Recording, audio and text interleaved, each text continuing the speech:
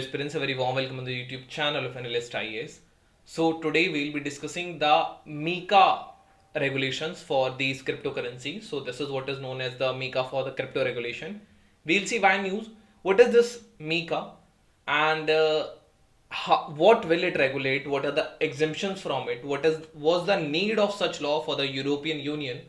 Then what are the crypto regulation conditions in India? After that, we'll be discussing our today's prelims practice questions. Let's start by news. So the European Parliament, it has approved the markets in the crypto assets, which is MiCA regulation, and it is also the world's first comprehensive set of rules, and the aim of this is to bring these unregulated cryptocurrency markets under the government regulation. So this is the very first initiative to keep this under the government regulations. What is this MiCA? So it is a cryptocurrency regulation, markets in crypto assets. It represents a watershed moment for the European Union's crypto industry. We'll see the reasons, what was the need of such law as well for this. And the introduction of this regulation is a very big step forward for the cryptocurrency industry, and it marks a substantial attempt to give better clarity and transparency in this field. Moreover, this will provide actually certain sets of regulations, procedures for the companies or the enterprises which are engaged in the crypto industry, including trading, custody of cryptos, marketing of crypto assets, and also this is what it is. These are regulations. What will it regulate? So it will regulate the crypto assets. It will apply to the crypto assets. What is the correct definition of it? So the official definition is a digital representation of a value or right that uses cryptography for security and is in the form of a coin, token, or other digital medium that can be transferred and stored electronically using distributed ledger technology or technology that is similar to it. So this is what the definition is. According to this definition, it will be applicable not only to the older cryptocurrencies which are Bitcoin and Ethereum, but it will also be applicable to the most recent cryptocurrencies like the stable coins. Now, what is this stable coin? These are the digital tokens, and their aim is to maintain a pegged value with a more stable asset, such as they will take the US dollar for example, and the value will basically be pegged around this. So this is why they are stable.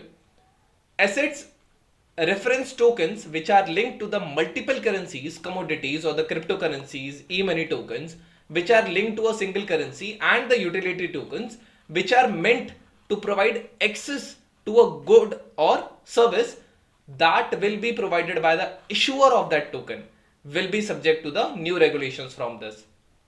Now, what are the things which are exempted from it? So NFTs or the non-fungible tokens are exempted from it. Then it will not regulate the digital assets that would qualify as transferable security, and also they'll function like shares. So it will not regulate them, or these are equivalent to the shares or other crypto assets that already qualify as the financial instruments under the existing regulations, which are already under regulation. It will not regulate them. It will not regulate the NFTs.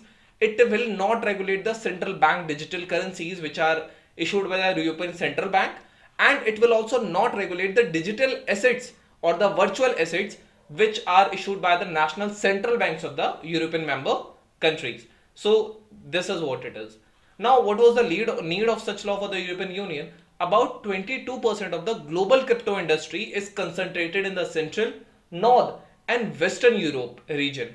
Around $1.3 trillion worth of crypto assets are there, and having a framework like this MiCA, it will give the European Union a competitive edge in its growth as compared to the US, UK, which have this, they lack the regularity clarity. It's one of a kind initiative. The collapse of the cryptocurrency. What are the reasons? Moreover, in 2022, basically there was a collapse of a cryptocurrency exchange, FTX, and it's disputed with the Binance, or the failure of the Terra Luna cryptocurrency. So these were some of the things. This was the biggest failure and wipeouts in the cryptocurrency in the 2022. Moreover, European and other regulators, they have also felt the need to implement the governance practices in the crypto firms to safeguard against the root and contagion similar to that of the financial sector as investments, and moreover the crypto industry size increase. The size is increasing, that is why a governance policy was necessary. Now we'll see the crypto regulation in India. How is it regulated? So yet India does not have a very comprehensive regulatory framework for the cryptocurrency. And in 2017, RBI issued a warning for all those people who were keeping these cryptocurrencies. Moreover, it said that it was not a legal tender.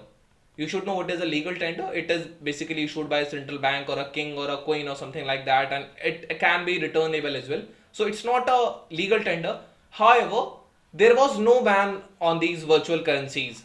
But in 2019, RBI kind of it led to the punishment and also financial penalty for all those people who will be involved in the trading, mining, holding, or transferring the use of these cryptocurrencies.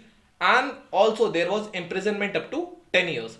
After that, the people reached to the Supreme Court who were working in this industry, and they said, according to the Article 90, we all have the right to do business. And then the Supreme Court gave instructions that, and then the Supreme Court said that RBI should not entirely ban and should be optimistic about it. It can put a penalty on it. So in the Union Budget of 2022, the Finance Minister, it said that the cryptocurrency trading in India has been a phenomenal increase, and it also imposed a tax of 30% on the income of the transfer of these virtual assets. So this is the current condition. In March this year, the government placed all the transactions involving virtual digital assets under the purview of the Prevention of Money Laundering Act. Now let's discuss our today's prelims practice question. What is a blockchain? A blockchain is a centralized digital ledger consisting of records called blocks. A blockchain is a decentralized distributed digital ledger consisting of records called blocks. A blockchain is a digital database consisting of records called class. None of the above. Second question, which of the following countries have legalized the cryptocurrency? South Sudan, Germany, Peru, or the El Salvador? You can type the answer in the comment section. This was all about this MiCA regulation and all. Thank you. Have a nice day and stay tuned with ANALYST IAS for your better preparation.